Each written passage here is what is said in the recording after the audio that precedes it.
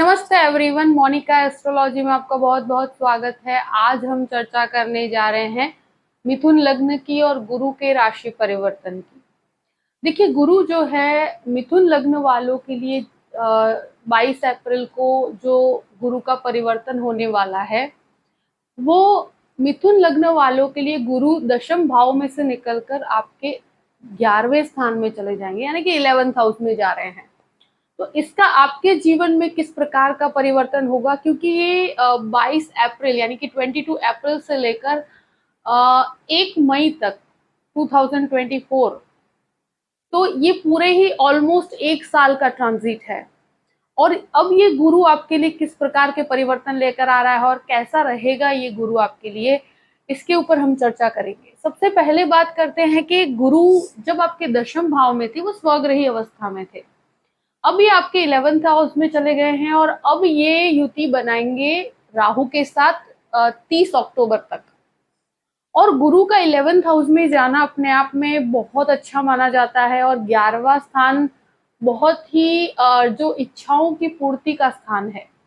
और गुरु आपके लिए आपका 7वें घर का भी स्वामी है और आपके 10वें घर का भी स्वामी है, यानी कि 7th हाउस और 10th हाउस का अधिपति बनकर वो खुद आपके 11th हाउस में बैठा है।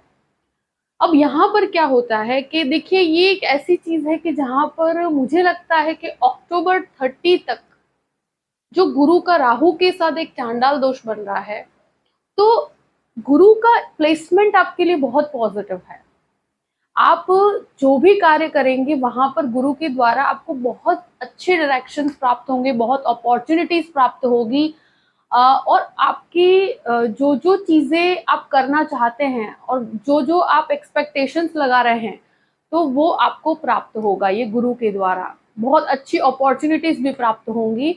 और यहाँ 22 अप्रैल से आपके लिए ये गुरु के द्वारा बहुत ही पॉजिटिव समय शुरू होता है। देखिए, राहु गुरु के ऊपर बहुत ज्यादा हावी होने की कोशिश करेंगे और राहु के द्वारा आपके कार्यों में बाधा आएगी। और वो 30 अक्टूबर तक है, बाद में गुरु पूर्ण रूप से अकेले हो जाएंगे। तो जब मुझसे अगर पूछा जाए कि ये गुरु के पूर्ण अच्छे फल कब से प्राप्त होंगे, तो वो 30 अक्टूबर के बाद प्राप्त होंगे। वो आपके लिए बहुत ही अच्छे रिजल्ट्स लेकर आएंगे। मगर उसके पहले भी गुरु के द्वारा तो डेफिनेट आपको बहुत अच्छे योग बनते हैं कि जो आपको अच्छी अपॉर्चुनिटीज प्राप्त करवाएंगे। आप जो भी काम कर रहे हैं वहां पर आपको एक एफिशिएंसी देंगे, आपके अंदर ज्ञान की प्राप्ति भी होगी और साथ साथ में चीजों को कैसे हैंडल करना है उसकी क्षमता भी आपको प्रदान होगी। देखिए, ये गुरु 11th हाउस में है तो वो इच्छा पूर्ति के स्थान में है। तो अक्टूबर तक आप जो चाहते हैं, लाइक कोई अवार्ड लेना चाहते हैं, कोई प्रमोशन चाहते हैं, या इस प्रकार की चीजों के प्रति बातचीत जरूर होगी, मगर वहां पर राहु के द्वारा थोड़ी सी बाधा डेफिनेट आएगी।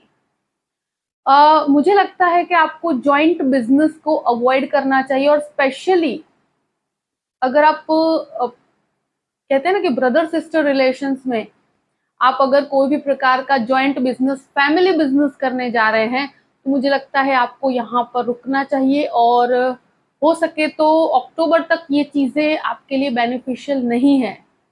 तो अक्टूबर तक बहुत बड़े इन्वेस्टमेंट जो आप कोई नई शुरुआत करने जा रहे हैं, तो वहां पर थोड़ा संभल के सोच समझ के आगे बढ़िएगा। क्योंकि यहाँ पर मुझे लगता है कि अगर फैमिली के अंदर साथ में आप ब्रदर सिस्टर के साथ या चाइल्डहुड फ्रेंड्स के साथ कोई भी काम शुरू करते हैं, तो वहां पर संबंधों में खटास आने की संभावनाएं बहुत ज्यादा है। ऑलरेडी अगर एक तरह से कहा जाए 11th हाउस, तो आपके जो बड़े भाई बहन है या कोई भी ब्रदर सिस्टर जो सिबलिंग्स है आपके, उनके साथ रिलेशंस मुझे लगता है अप्रैल से लेके अक्टूबर तक कुछ डिस्प्यूटेड स्थिति है। तो वहां पर अगर ऑलरेडी आप साथ में काम कर रहे हैं, तो वहां पर बहुत शांति बना के रखनी पड़ेगी। गुरु की 3 दृष्टियां हैं और गुरु की एक दृष्टि आपके तीसरे स्थान पर पड़ती है। ये ऑलरेडी 3rd हाउस जो होता है वो पराक्रम होता है, तो पराक्रम में वृद्धि रहेगी। प्लस अगर आप गुरु की बात की जाए, तो गुरु के द्वारा मुझे लगता है कि आप अगर रिलेशंस की बात करें, जो ब्रदर सिस्टर रिलेशंस हैं, वहां पर अक्टूबर के बाद परिस्थितियां बहुत अच्छी है। तो तब तक हो सके तो साथ में जॉइंट में काम मत कीजिएगा, मगर कोई भी अगर छोटी सी भी बात होती है तो राहु के द्वारा अगर कोई बाधा आती है आपको, तो वहां पर बहुत शांति से चीजों को डील कीजिएगा। ये परिवर्तन का भी कारक है, अगर कोई भी स्थान परिवर्तन की अपॉर्चुनिटी है तो उसे एक्सेप्ट किया जा सकता है। बहुत सोच समझ के कीजिएगा। देखिए ऑलरेडी मैं एक ही चीज कहूंगी कि अगर बहुत अच्छा अपॉर्चुनिटी मिल रहा है तो वहां पर एक चीज जरूर करेंगे कि जो भी काम में आप जो भी बदलाव एक्सेप्ट करेंगे, अक्टूबर तक वहां पर बहुत ज्यादा स्ट्रगलिंग सिचुएशन रहेगी। अपॉर्चुनिटीज हैं आपके लिए यहाँ पर बहुत अच्छी, उसे एक्सेप्ट भी किया जा सकता है, मगर वहां पर आपको थोड़ा सा एडवाइस लेकर कार्य करना चाहिए। गुरु की पूर्ण दृष्टि जो आपके थर्ड हाउस पे है, ये आपके पराक्रम में वृद्धि करेगी। आपको टेक्निकल चीजों के अंदर बहुत ज्यादा अच्छा रिजल्ट मिलेगा। जो लोग टीचिंग क्षेत्र में हैं उनके लिए बहुत अच्छा है। और साथ साथ में एक कुछ नए कार्य की शुरुआत करने की इच्छा है, अगर आपकी कोई नया बिजनेस भी करना चाहते हैं तो आप कर सकते हैं, मगर उसके लिए आपको अक्टूबर तक की परिस्थितियां ऐसी है कि स्ट्रगलिंग सिचुएशन है। यहाँ पर कंटिन्यूस बेस पर आपको एग्जामिन किया जाएगा। आप जिस तरह के रिजल्ट चाहते हैं वहां पर राहु के द्वारा थोड़ी सी बाधा है। अक्टूबर के बाद जैसे आप काम शुरू कर सकते हैं, मगर उसके अंदर आपको जो रिजल्ट चाहिए वहां पर बहुत स्थिरता के साथ आपको काम करना पड़ेगा, क्योंकि ये बहुत हार्डवर्क के बाद आपको रिजल्ट मिलेगा। आफ्टर अक्टूबर जैसे ही निकलता है वहां से आपके लिए गुरु के रिजल्ट्स बहुत अच्छे हैं, और आप जो भी स्थान परिवर्तन कर रहे हैं उसके पॉजिटिव रिजल्ट्स आपको अक्टूबर के बाद दिखेंगे। देखिए मैं एक ही चीज कहूंगी कि यहाँ पर साहस में डेफिनेट वृद्धि है। तो ये गुरु के द्वारा बहुत अच्छी चीज है। गुरु की एक दृष्टि आपके पंचम भाव पर भी पड़ती है, तो ये एजुकेशन के अंदर बहुत अच्छे रिजल्ट्स देगा। जो लोग टेक्निकल लाइन में पढ़ रहे हैं, मेडिसिन में पढ़ रहे हैं, उनके लिए बहुत अच्छा है। साथ साथ में एक तरह से कहा है कि टीचिंग लाइन के अंदर जाना चाहते हैं, बीएड कर रहे हैं जो लोग, साथ साथ में जो भी मतलब आप पढ़ाई कर रहे हैं उन स्टूडेंट्स के लिए एक पॉजिटिविटी है। और अगर आप खुद संतान प्राप्ति की इच्छा भी रखते हैं तो ये गुरु के द्वारा आपको संतान प्राप्ति के योग बहुत अच्छे बनते हैं। हेल्थ में लिटिल बिट डिस्टर्बेंस रहेगा, मगर वो भी अक्टूबर के बाद सॉर्ट आउट हो पाएगा। तो संतान प्राप्ति की जो जो लोग इच्छा रखते हैं उनको मुझे लगता है कि बहुत अच्छे रिजल्ट्स अक्टूबर के बाद मिलेंगे, मगर पॉसिबिलिटीज 22 अप्रैल से शुरू होती है। यहाँ पर एक बहुत अच्छी चीज ये बनती है कि स्टॉक मार्केट में काफी अच्छे रिजल्ट्स प्रदान होंगे आपको। जो भी लोग स्टॉक मार्केट में एक्टिवेट हो रहे हैं, जो काम कर रहे हैं, उनके लिए बहुत अच्छा है। देखिए ये गुरु से आपको बहुत अच्छे रिजल्ट्स मिलेंगे। मैं एक ही चीज कहूंगी कि 22 अप्रैल से 30 अक्टूबर के बीच में बहुत कैलकुलेटिव होकर आप काम कीजिएगा, क्योंकि आपको लाभ डेफिनेट होगा। वहां पर भी भले ही चांडाल दोष बनता है, मगर जितना कैपेसिटी है उस हिसाब से आप करते रहिए, वहां पर आपका डेवलपमेंट है। मगर कोई लोन उठाकर फिर आप स्टॉक मार्केट के अंदर बहुत ह्यूज इन्वेस्टमेंट की तरफ इस तरह के रिस्क मत लीजिएगा।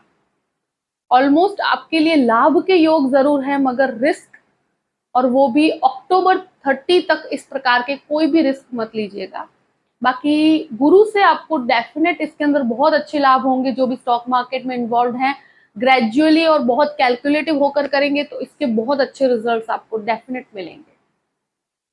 यहाँ पर ये चीजें होती है कि गुरु के द्वारा पंचम भाव पे जो दृष्टि है वो कहीं ना कहीं लव की सिचुएशंस भी क्रिएट करती है, तो वहां पर लव डेवलप होता है और मैरिज के अंदर कन्वर्ट करने की भी ये कोशिश करते हैं, तो वहां पर भी ये पॉसिबिलिटी शुरू होती है। गुरु की एक दृष्टि आपके 7वें घर पर पड़ती है, तो ये देखिए सप्तमेश खुद होकर वो 11th हाउस में है, तो पत्नी से आपको काफी अच्छे परिणाम मिलेंगे। उनके साथ कोई भी काम करते हैं तो वहां पर आपको बहुत अच्छे लाभ प्राप्त होंगे। आप ज्वाइंट बिजनेस अगर करना चाहते हैं तो अक्टूबर तक अवॉइड कीजिए तो ज्यादा अच्छा है। और जो भी इन्वेस्टमेंट करते हैं बहुत सोच समझ के कीजिएगा अक्टूबर तक। अक्टूबर के बाद आपको इसके रिजल्ट्स बहुत अच्छे मिलेंगे। और देखिए अपॉर्चुनिटीज बहुत अच्छे हैं। ऑलरेडी आप कोई बिजनेस में है तो आपका फ्लो ऑफ इनकम बढ़ेगा, आपके लिए ग्रोथ बढ़ेगा और बहुत अच्छे रिजल्ट्स मिलेंगे, जहां पर फाइनेंशियली एक बहुत ही साउंड रिजल्ट मिलेंगे। आप जो भी काम कर रहे हैं, जहां पर भी जॉब भी कर रहे हैं या गवर्नमेंट अथॉरिटीज के साथ भी काम कर रहे हैं, तो आपके लिए फाइनेंशियली फ्लो बहुत अच्छा है। मगर परिस्थितियां, एनवायरमेंट कहीं ना कहीं राहु के द्वारा डिस्टर्ब होती हुई मुझे नजर आती है। यहाँ रिलेशनशिप की बात की जाए तो यहाँ पर काफी रिबेलियस मैरिजेस होते हैं और साथ साथ में जो इंटरकास्ट मैरिजेस होती है वो होती है गुरु राहु के द्वारा। मुझे लगता है कि जहाँ दो अलग कम्युनिटी के लोग साथ में आकर शादी करते हैं और ये गुरु की दृष्टि पूर्ण रूप से आपके 7th हाउस पे पड़ती है, 5th हाउस पे पड़ती है, तो लव मैरिज की पॉसिबिलिटीज बहुत ज्यादा है।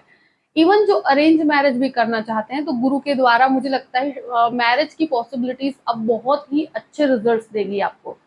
मगर एक चीज जरूर कहूंगी कि कहीं पर भी जैसे आपका कोई रिलेशनशिप भी है, अक्टूबर तक पति पत्नी के बीच में भी छोटे छोटे क्लैशेस रहेंगे और साथ में अगर कोई लव रिलेशनशिप है और मैरिज में कन्वर्ट होने वाली है तो वहां पर मुझे लगता है कि रिलेशंस को बहुत शांति से हैंडल करना पड़ेगा। अक्टूबर निकलने के बाद आपके संबंधों में बहुत मिठास आ जाएगी और परिस्थितियां बहुत बेहतर हो जाएगी।